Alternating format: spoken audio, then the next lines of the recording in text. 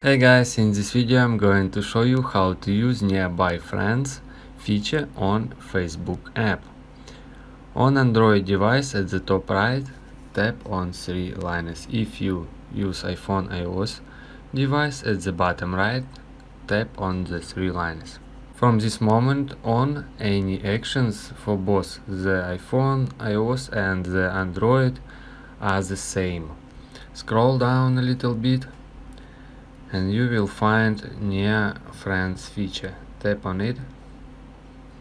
Next step, tap on get started. Select share location with friends except the specific friends. I think select friends. Next step, tap next. Tap turn on location and open your settings and select always, go back,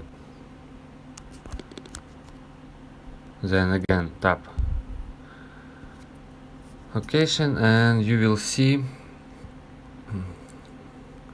your friends near you. Also you can send message if you gear icon,